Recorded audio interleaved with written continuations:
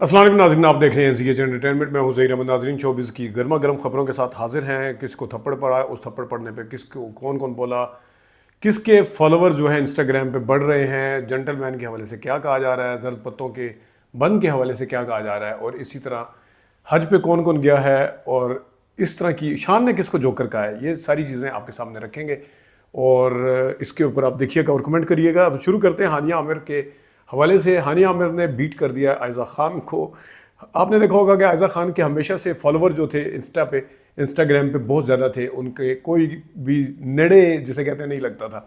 लेकिन अब जनाब साहब हानिया ने पिछले अप्रैल से लेकर रेस पकड़ी थी, उन्होंने एक रेस पे फुल पाँव रखा हुआ था और एक महीने के अंदर अंदर उनके 4 मिलियन फॉलोवर बढ़े हैं इंस्टा के ऊपर। अब रिकॉर्ड तोड़ दिया है आयज़ा खान का, जो अभी तक सबसे सरफहरिस्त थी और आगे आगे जा रही थी। और हानिया आमिर ने जनाब साहब 14.1 मिलियन फॉलोअर्स के साथ अब वो सरफहरिस्त हैं, जबकि 14 मिलियन के साथ जो है वो आयज़ा खान दूसरे नंबर पे। आयज़ा जो है वो अमूमी तौर पे पोस्ट भी कम डालती हैं, उतनी ज़्यादा नहीं डालती। फ़ैन को इंगेज करने का जो सबसे बेस्ट तरीका होता है कि आप फ़ैन को जो भी इंस्टा के ऊपर है ज़्यादा से ज़्यादा पोस्ट डालें, इंगेज करें, उनके सवालों के जवाब दें, तो फ़ैन फॉलोइंग जो है वो बढ़ती है।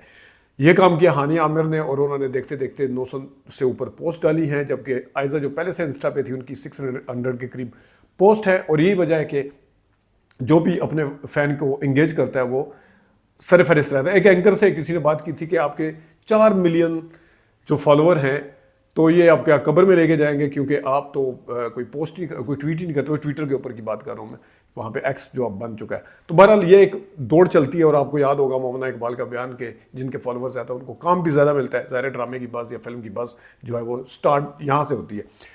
अब आते हैं अगले के ऊपर। जेंटलमैन जब देखेंगे तो उसके ऊपर बात करेंगे, जर्द पत्तों का बंद जब देखेंगे उस पर बात करेंगे उनकी किस्त के हवाले से। लेकिन उनके हवाले से जो बात हुई है, यमुना जैदी ने भी किया, हुमायूं सईद ने भी कुछ चीज़ें बताई हैं। उन्होंने कहा कि ये मुन्ना भाई का जो इकबाल भाई जो है वो करैक्टर है, मुन्ना भाई के से मुतासर होकर लिखा गया है, बनाया गया है, और खलील रहमान कमर साहब ने इसको लिखा है। जबकि जो अहमद अली भट्ट का करैक्टर है वो सर्कट यानी अरशद वारसी के हवाले से है। और लेकिन 5th के बाद जाके ये टर्न लेगा और उसके बाद कंपैरिजन जो है यमुना जैदी कहती हैं कि करें या ना करें मुन्ना भाई के साथ, उससे पहले कंपैरिजन करना ठीक नहीं है। तो बकौल उन दोनों के आगे जाके ड्रामा जो है वो टर्निंग पॉइंट के ऊपर आएगा।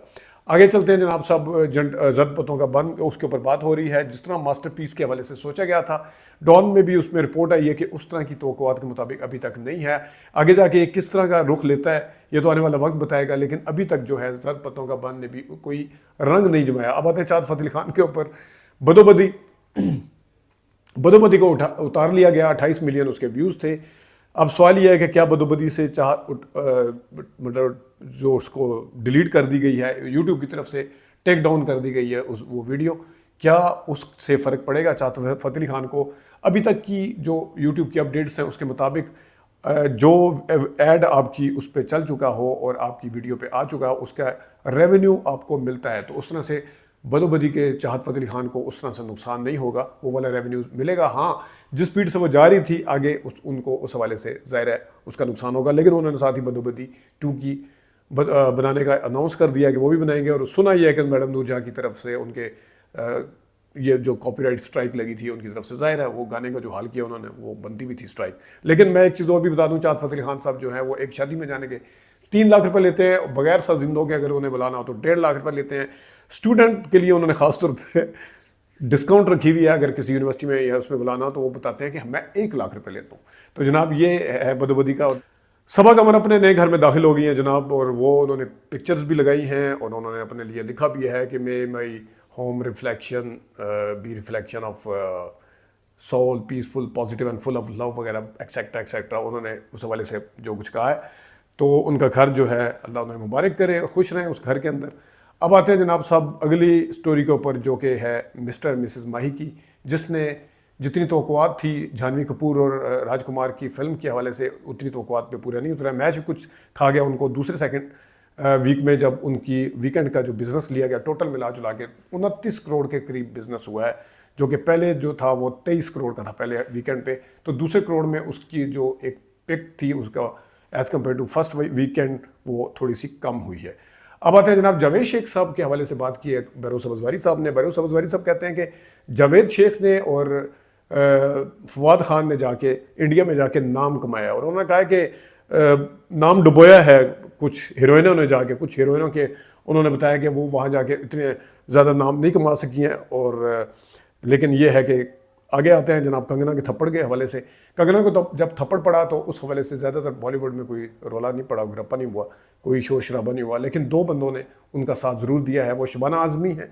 शबाना आज़मी ने लिखा है कि मुझे कोई मोहब्बत नहीं है कंगना रनावत से, लेकिन वो किसी को थप्पड़ मारना और इस हद तक करना ये भी काबिल कबूल नहीं है, इसको सेलिब्रेट नहीं किया जा सकता। इसी से तरह के मिलते जुलते ख्यालात का इजहार किया जनाब अनुपम खेर साहब ने। उन्होंने भी कहा है कि थप्पड़ मारना किसी भी उसके मसले का हल नहीं है।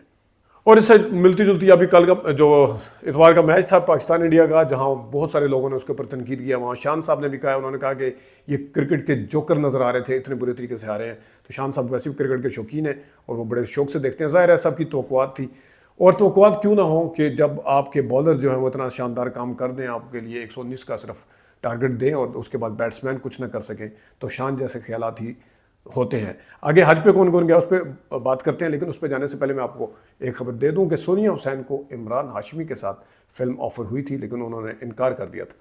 सोनिया हुसैन कहती हैं कि मैं उस वक्त छोटी भी थी और इमरान हाशमी वाली फिल्म भी उसी वजह से घर वाले नहीं माने थे। इसके साथ साथ उन्होंने 3 फिल्में बकौल उनके जो इंडिया की थी वो उन्हें ऑफ़र हुई थी, लेकिन उन्होंने इनकार कर दिया था। अब आते हैं हज पे कौन कौन गया। जनाब सानिया मिर्ज़ा, शुएब मलिक की साबिक बीवी, अपने बेटे के साथ वहाँ पे गई हैं, उनकी तस्वीर भी हैं। इसी तरह रीमा खान जो है वो भी इस वक्त सऊदी अरब में मौजूद हैं हज की सादत हासिल करने के लिए। और इसके साथ साथ जनाब निदा यासिर और यासिर नवाज़ जो हैं वो भी हज करने के लिए गए हुए हैं। तो हमारी बेस्ट विशेज़ उनके साथ हैं। हीरा मंडी की स्टार की एक और ख़बर है। वैसे तो हीरा मंडी 2 सीज़न 2 जो है संजय लीला भंसाली साहब ने बनाने का ऐलान किया, लेकिन सोनाक्षी जो है उनकी खबरें आई हैं।